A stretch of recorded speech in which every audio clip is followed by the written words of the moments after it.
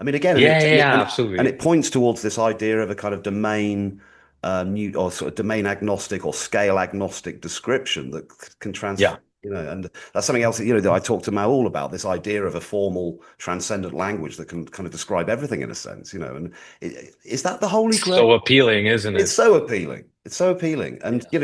free energy principle, active inference, perhaps we can talk a little bit about why that is such a good model. I mean, me and my guys in the, in the community and stuff, we're mostly philosophers, Yeah. mostly amateurs.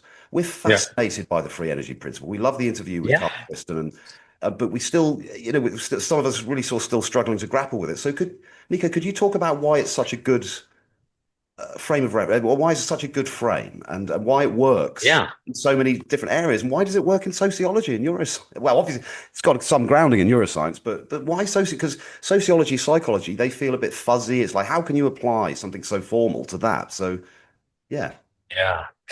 No, great that you also share that bit on how it's sort of like very appealing to you and your colleagues, but there's like fundamental questions Mm, that one sort of like feels that one should tackle to sort of like allow oneself to mingle more deeply with it, mm, isn't mm. it? And for me, it's certainly the case. I was still in my undergrads, so it's been a while when I met Al Friston I guess by now sort of like legacy conference where where he presented active inference, one of the first times, right?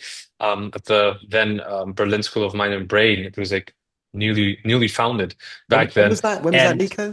When was that? Sorry. oh, it's been a while. I should fish it back, but it's certainly like 10 years ago. Mm. Yeah, So yeah, pretty maybe. epic Yeah. occasion with Carl there. I mean, guy's a legend, isn't he? But then that, for me, as eye-opening as it was, I thought I thought there's a long way for me to get to the point where I'll be, really how can I say, content with using this language, right? Mm, Because it's I think that the potential that it has to be applied to different disciplines, as you say, is precisely what I would, observe carefully mm, because it's to me it makes me and it made me at that point already very enthusiastic, right, about using it mm, as opposed to many other frameworks that I've been sort of like mingling with or was mingling with already, mm, like an activism, um, because of how easily applied it would be, to pursue um, uh, mingling with it. Whereas, with an activism, I see so many points of sort of contemplative critique and sort of like question marks everywhere regards to how do you proactively use this instead of, opening more and more and more your target sort of domain of research or your target phenomenon of research, right? mm. And although I think it belongs in a neuroscientist's and a neurophilosopher's toolkit, um, uh, I do need something that gives me this pragmatic value, right? And I Mm, think active reference has that, right?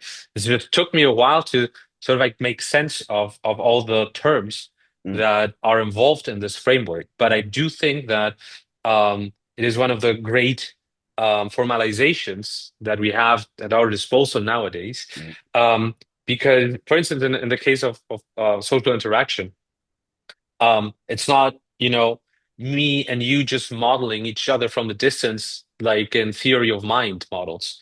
But it's us two certainly modeling each other, but also recursively co-regulating each mm, other. So there's a policy of belief updating that goes way beyond just, having sort of like a static snapshot mm, in time. It's sort of like akin to my critique to synchrony, even, right?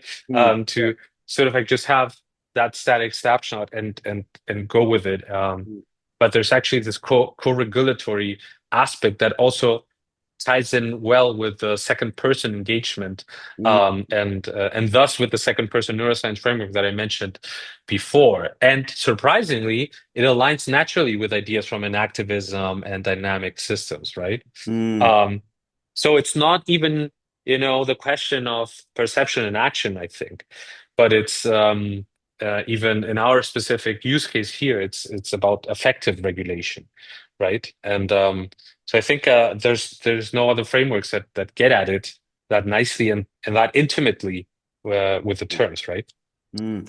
Is there any sense in which this has a philosophical sort of history going back to Whitehead? Because you've talked about these kind of co-creations, and that something about that feels like concrescence, and these occasions of experience.